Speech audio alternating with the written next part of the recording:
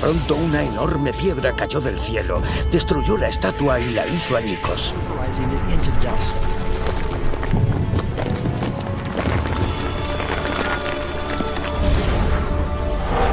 Aún así, la piedra se convirtió en una gigantesca montaña que llenó la tierra.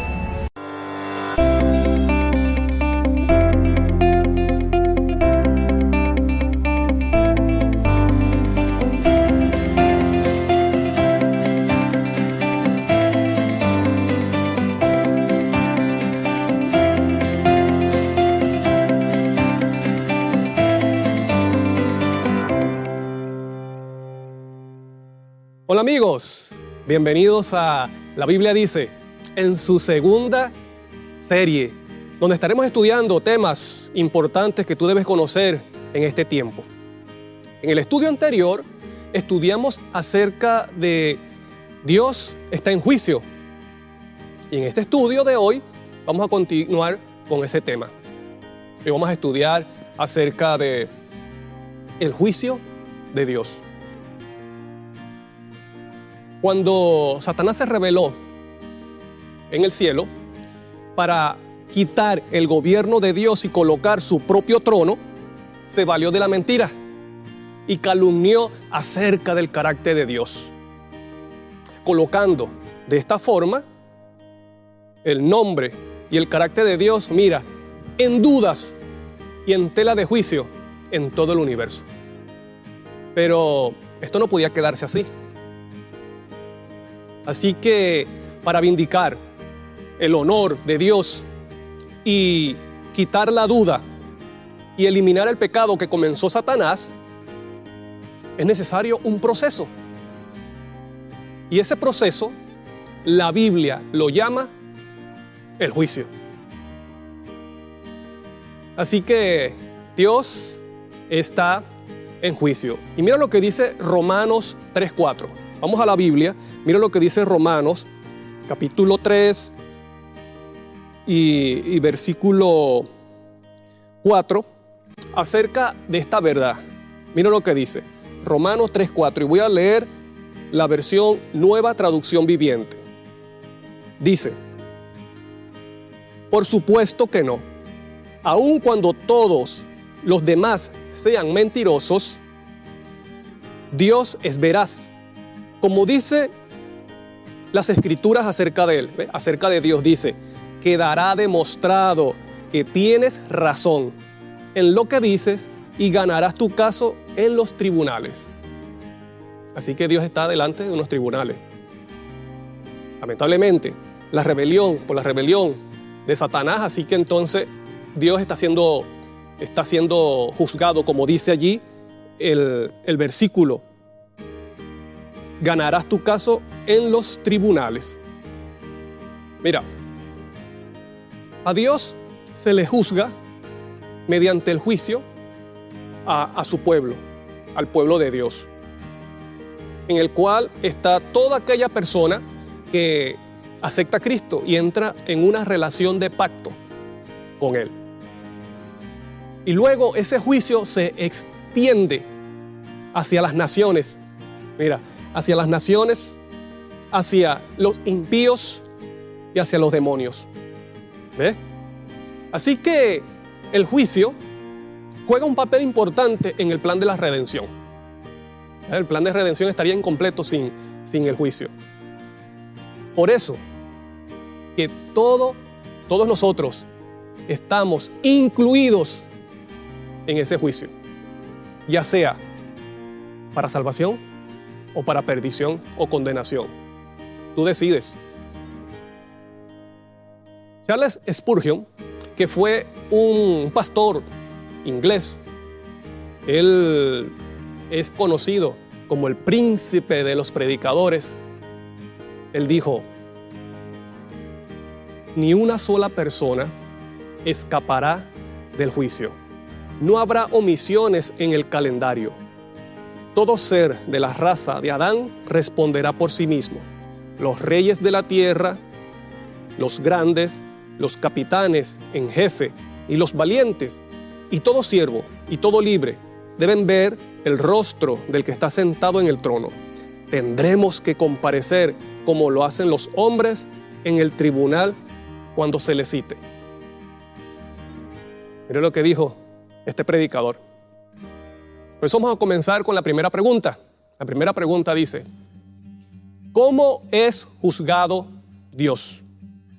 Bueno, mira, cuando Satanás colocó en duda el carácter de Dios en el cielo, el hombre fue creado para justificar y vindicar el honor de Dios. Y aunque el hombre fue creado a imagen de Dios, fue hecho un poco menor que los ángeles y fue colocado a prueba. Y si pasaba la prueba, bueno, el ser humano iba a ser elevado a una posición superior como la de los ángeles. Vamos a ver esto en la Biblia. Vamos a buscar Salmos 8. Mira lo que dice la palabra de Dios en Salmos 8, los versículos 4 y 5. Dice, mira lo que dice. Digo, ¿qué es el hombre para que tengas de él memoria? Y el hijo del hombre para que lo visites. Le has hecho poco menor que los ángeles y lo coronaste de gloria y de honra. Mira, ahí dice que el hombre fue coronado de gloria. ¿Y sabes tú que esa gloria es la gloria de Dios? Es la luz de su carácter. Así que el hombre fue coronado de gloria y rodeado con esa luz. Estaba rodeado, su cuerpo estaba vestido de la gloria de Dios. O sea, el hombre reflejaba la imagen de Dios. Ahora vamos a ver un versículo donde mira lo que dice Cristo Jesús, de que nos da luz de lo que quiere hacer Dios con el hombre. Vamos a buscar Lucas capítulo 20, versículos 35 y 36. Dice, mas los que fueren tenidos por dignos, aquí está hablando Cristo, dice, mas los que fueren tenidos por dignos de alcanzar aquel siglo y la resurrección de entre los muertos, ni se casan ni se dan en casamiento, porque no pueden ya más morir, pues son iguales a los ángeles. Mira, dice, son iguales a los ángeles y son hijos de Dios al ser hijos de la resurrección. ¿Qué pasará con aquella persona que participe de la primera resurrección para vida eterna? Dice, Cristo dice, serán como los ángeles. Así que esto era el plan de Dios. El plan de Dios era que el hombre, al pasar la prueba, bueno, elevarlo a una posición superior como la de los ángeles. ¿Ves? Entonces vamos a la siguiente pregunta que dice, ¿en qué consistió la prueba y qué pasó? Bueno, vamos a leer Génesis capítulo 2. Para esto vamos a buscar Génesis capítulo 2. Mira lo que dice. Y Jehová Dios hizo nacer de la tierra todo árbol delicioso a la vista y bueno para comer, también el árbol de vida en medio del huerto y el árbol de la ciencia del bien y del mal. Entonces estamos viendo aquí, vamos a ver tres árboles. Primero, los árboles que eran deliciosos a la vista y para comer, o sea, para el sustento. También está el árbol de la vida y el árbol de la ciencia del bien y del mal. Vamos a ver, vamos a seguir leyendo. Ahora los versículos 15 y 16 de Génesis 2. Dice, tomó pues Jehová Dios al hombre y lo puso en el huerto del Edén para que lo labrara y lo guardase. Mandó Jehová Dios al hombre diciendo, de todo árbol del huerto podrás comer, mas del árbol de la ciencia del bien y del mal no comerás, porque el día que de él comieres ciertamente morirás. Ahí estaba la prueba, una prueba fácil. El ser humano podía comer de todos los árboles. ¿Cuántos árboles podrían haber en ese tiempo? Imagínate, miles de miles en este mundo para el sustento del ser humano. Y solamente Dios le dijo, mira, no coman de un solo árbol, de la ciencia del bien y del mal, que representaba la prueba. Lamentablemente, Satanás, como vio que esta prueba era muy fácil, entonces Satanás, mira lo que hizo. La primera sesión de espiritismo, se escondió detrás de un animal, en este caso de una serpiente, para captar la atención de Eva, crear la desconfianza acerca de Dios y seducirla a desobedecer la palabra de Dios. Lamentablemente entonces el hombre cae, desobedece, cae. ¿Y sabes tú lo que pasó? Esa gloria con que fue coronado, esa luz que rodeaba su cuerpo desapareció. Y ellos se vieron desnudos. Ya no reflejaban la imagen de Dios. Esa imagen que era la luz, la gloria de Dios, ya no las tenía. Por eso que vamos a leer el siguiente versículo y mira lo que sucedió. En Génesis capítulo 3, los versículos 9 y 10 dice: mas Jehová Dios llamó al hombre, mira lo que dice, y le dijo: ¿dónde estás tú? Y él respondió: oí tu voz en el huerto y tuve miedo, porque estaba desnudo y me escondí. Estaba desnudo el hombre. Esa gloria desapareció. Ahora, muchos se preguntarán: ¿por qué no cayeron muertos en ese momento? ¿O por qué no recibieron la muerte al comer? Bueno, te voy a decir algo. Ellos no cayeron muertos al instante, comenzaron a morir en ese día. El cuerpo comenzó a degradarse por consecuencia del pecado. Y no cayeron muertos porque Cristo se presentó como el Salvador del hombre, como sustituto para morir en lugar del pecador, para darle la salvación a la raza caída. Entonces, también el ser humano no pecó como Satanás. Mira, Satanás pecó en la misma presencia de Dios. ¿Ves? Mientras que el hombre fue engañado acerca del carácter de Dios y seducido al pecado. Pero en ese momento ya el cuerpo comienza a degradarse y ya la vida para Adán y Eva no era igual. Era muy diferente, era triste. Y ese cuerpo perfecto que ellos recibieron como regalo de Dios se fue degradando. ¿Hasta cuándo? Hasta la muerte. Y mira lo que pasó. Por no pasar la prueba, entonces no se le dio la oportunidad de comer del árbol de la vida. Vamos a leerlo. Mira lo que dice Génesis. Vamos a leer el capítulo 3, versículo 22. Génesis 3, 22.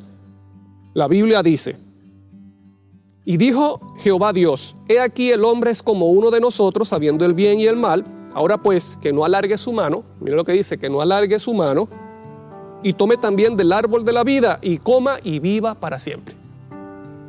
Debido al pecado, entonces no se le dio la oportunidad al hombre de comer del árbol, de la vida eterna. Vamos con la siguiente pregunta, y es acerca del plan. Dice: ¿el plan de Dios se mantiene todavía? Mira, todavía el plan de Dios con el ser humano se mantiene. ¿Sí? Dios vindicará su nombre no mediante seres humanos perfectos como Adán y Eva. Ahora es a través de seres humanos caídos e imperfectos como tú y yo. Es un gran desafío. Es un gran desafío para Dios. Pero que, aunque imperfectos, por medio del poder de Cristo pueden ser transformados, restaurados, participar de la naturaleza divina y vencer el pecado en su vida. Para esto vamos a leer 2 Corintios capítulo 3. Mira lo que dice 2 Corintios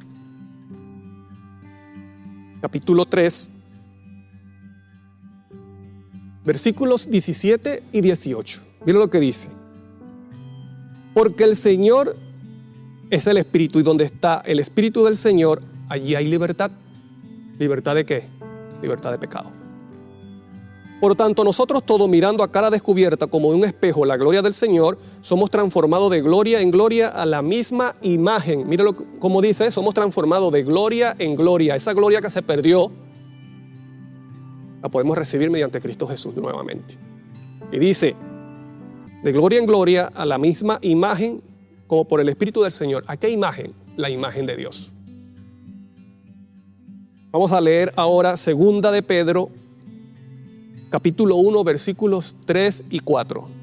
La Biblia dice: como todas las cosas que pertenecen a la vida y a la piedad nos han sido dadas por su divino poder, mediante el conocimiento de aquel que nos llamó por su gloria y excelencia, por medio de las cuales nos ha dado preciosas y grandísimas promesas. ¿Dónde están esas promesas? Aquí en la palabra de Dios.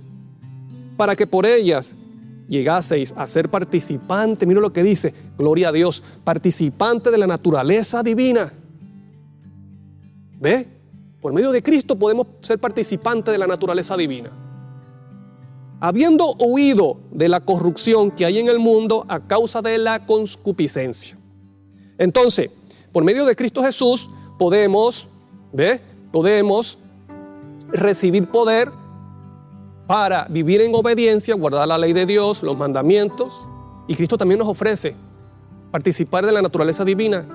¿Qué es la naturaleza divina? Bueno, es la presencia de Cristo mediante su Santo Espíritu en nuestros corazones. Y que somos transformados, dice, de gloria en gloria a la misma imagen. ¿De quién? De Dios. Y de esta forma participar entonces de su naturaleza para vencer el pecado en nuestra vida. ¿Ve? Pero te tengo otra buena noticia. Además de que el plan de Dios se mantiene, ahora es a través de promesas superiores. Al hombre se le promete, si vence, ¿verdad?, no solamente participar del árbol de la vida, sino que también hay otra promesa maravillosa. Vamos a buscar esto en Apocalipsis. Mira lo que dice Apocalipsis. Vamos a buscar Apocalipsis. Son promesas superiores. Mira lo que dice Apocalipsis 2:7. Apocalipsis 2:7 dice: al que venciere, le daré a comer del árbol de la vida. ¿Ves? Tiene oportunidad. Esa oportunidad que no tuvo Adán. Tiene la oportunidad de comer del árbol de la vida, el cual está en medio del paraíso de Dios. Y mira esta siguiente promesa. Vamos a buscar Apocalipsis 3:21. Dice: al que venciere, le daré que se siente conmigo en mi trono, así como yo he vencido y me he sentado con mi Padre en su trono. Mira, ese privilegio no lo tiene ningún ángel. Ningún ángel se ha sentado en el trono con Dios.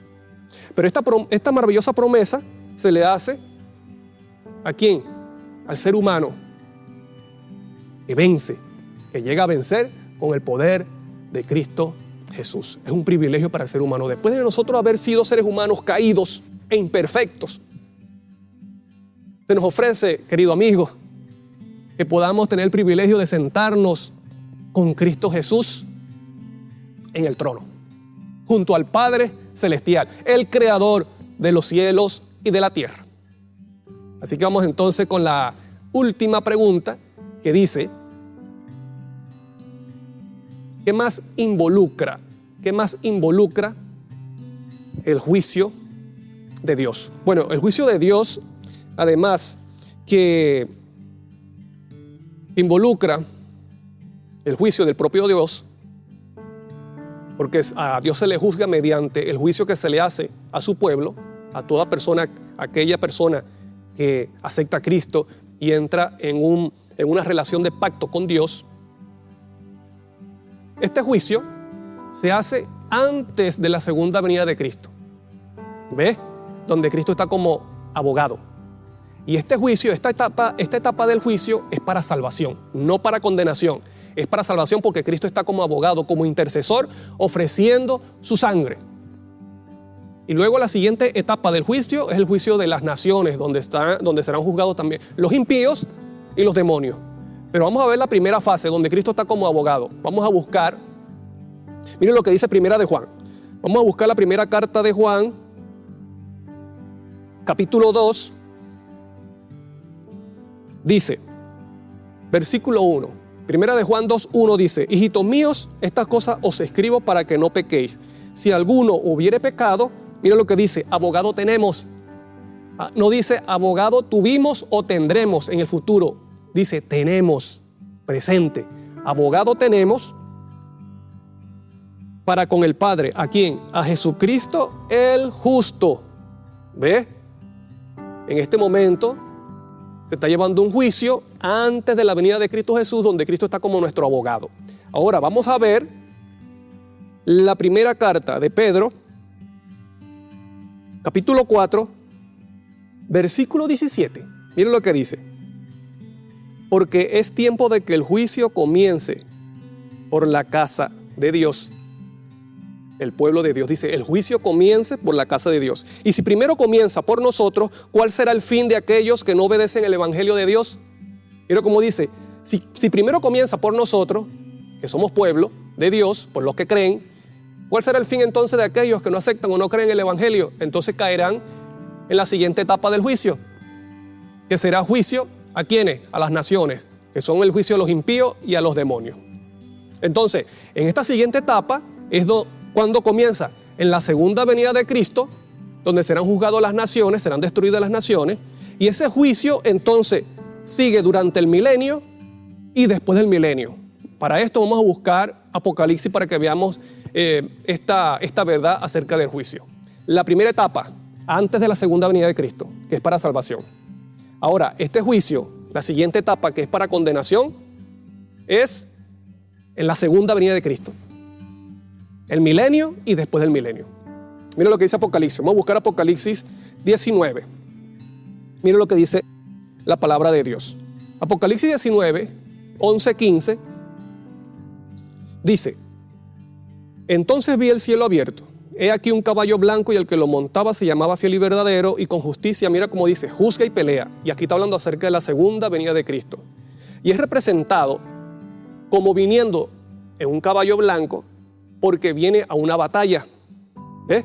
Viene, dice, montado sobre un caballo porque viene en victoria para vencer el pecado, a los capitanes, a los poderosos de este mundo, porque viene como rey a destruir el pecado y al desenlace de la batalla entre el bien y el mal.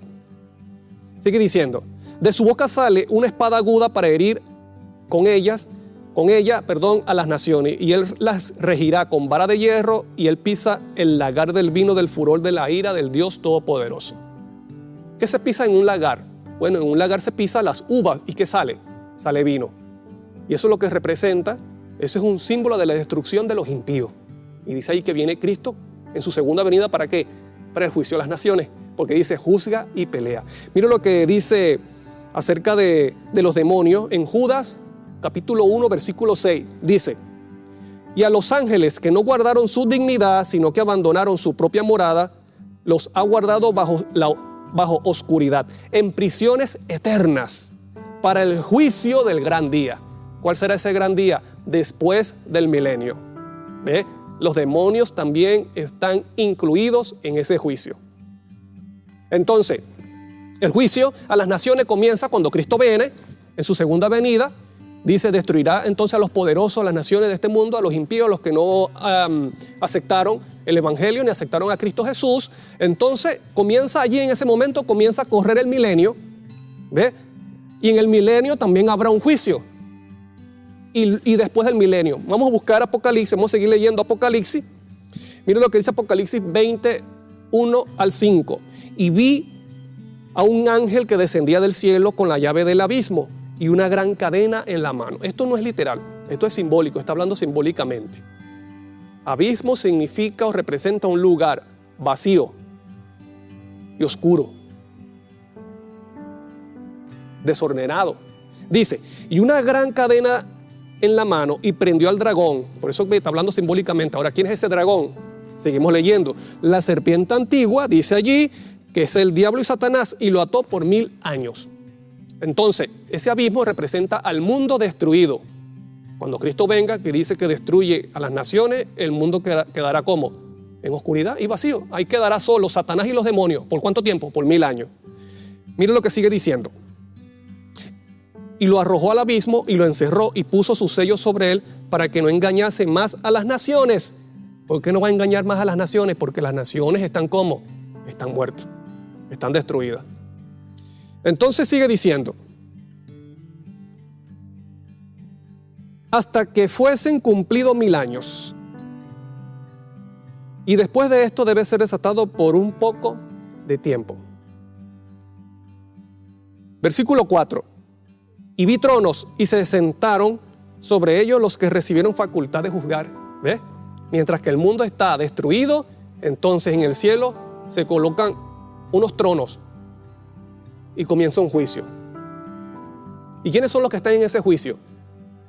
Vi las almas de los decapitados por causa del testimonio de Jesús y por la palabra de Dios, los que no habían adorado a la bestia ni a su imagen, y que no recibieron la marca en su frente ni en sus manos, y vivieron y reinaron con Cristo 1000 años. ¿Dónde? En el cielo.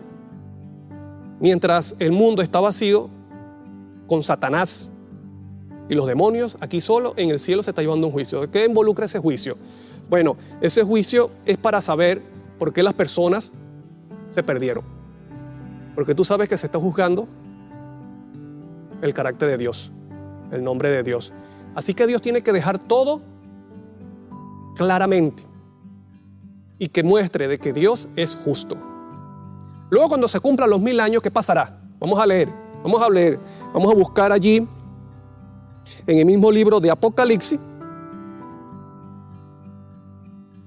en el capítulo 20, versículo 5, seguimos leyendo. Dice: pero los otros muertos no volvieron a vivir hasta que se cumplieron los 1000 años. ¿Estás dando cuenta? Los otros muertos. ¿Quiénes son los otros muertos? Los impíos. En la primera resurrección participan los justos que van al cielo y van a revisar por qué estas personas se perdieron. Así que después del milenio resucitan los impíos y se presentan ante un trono blanco, dice Apocalipsis, donde está Cristo. Ahora Cristo está como juez, no está como abogado. Ya no hay misericordia, está como juez para aplicar la sentencia. Mira lo que dice. ¿Cuál será la sentencia a los impíos? Apocalipsis 20, vamos a leer ahora los versículos 13 al 15. Dice: y el mar entregó los muertos que había en él, y la muerte y el Hades entregaron los muertos que había en ellos, y fueron juzgados, otra vez la palabra, fueron juzgados cada uno según sus obras. Y la muerte y el Hades fueron lanzados al lago de fuego. Esto representa que ya la muerte no va a existir más. Dios destruirá la muerte para siempre. Esta es la muerte segunda, o sea, la muerte eterna ya no existirá más. Dios eliminará entonces el dolor, todo llanto de los corazones, y ya no habrá sufrimiento. Dice: y el que no se halló inscrito en el libro de la vida fue lanzado al lago de fuego. ¿Ves? Esa es la muerte eterna.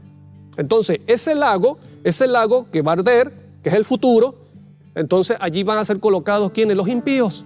Ellos van a reconocer que Dios es justo y que merecen entonces la muerte eterna. ¿Por qué? Porque no permitieron que Dios los transformara, que Dios eliminara el pecado en su vida y en su mente. ¿Y qué pasará con los demonios, con Satanás? Mira lo que sigue diciendo. Apocalipsis 20:10 dice: y el diablo que los engañaba fue lanzado en el lago de fuego y azufre también. Ahí morirá Satanás para siempre. Entonces, en ese juicio que va a ser después del milenio, los impíos van a resucitar, ¿verdad? Y van a estar delante del trono blanco donde está Cristo como juez. Ellos reconocerán que Dios es justo. Y en ese momento, entonces reciben la sentencia, que es muerte eterna. De Dios desciende fuego y los consume. Y consume también a Satanás y los demonios. Ese fuego es para consumir el pecado en esta tierra, purificarla del pecado. Pero ese fuego no va a arder por siempre. Va a llegar un momento cuando ese fuego se apagará. Cuando purifica la tierra de pecado, ese fuego se apaga y Dios hace entonces las cosas nuevas. Por eso que tú puedes leer en Apocalipsis 21 que dice: vi un cielo nuevo y una tierra nueva. Después de Apocalipsis 20, Apocalipsis 21 comienza diciendo que Juan vio un cielo nuevo y una tierra nueva. Y las cosas viejas entonces pasaron. ¿Ves? ¿Te das cuenta? Dios tiene que eliminar el pecado. ¿Y es mediante qué? Mediante el juicio. Ahora la pregunta es, ¿qué debes hacer? ¿Qué debes hacer sabiendo esto? De que hay un juicio en el cual hay una primera etapa que es para eliminar el pecado en aquel que cree. Y luego viene otra segunda etapa para condenación. Y que Dios tiene que eliminar el pecado en este mundo y del universo, y es a través del juicio. Entonces, ¿qué debes hacer? ¿Qué debes hacer sabiendo esta verdad? Bueno, primero, procura entrar en la primera etapa del juicio, donde Cristo está como abogado, como intercesor. Está ofreciendo su sangre y su justicia para limpiarnos de pecado y darnos la victoria sobre el pecado. Segundo, bueno, depender cada día de Cristo para vivir en victoria sobre el pecado. Esa promesa es maravillosa. Cristo está ofreciendo su poder para que venzamos el pecado en nuestras vidas. Termino diciéndote esto, mira.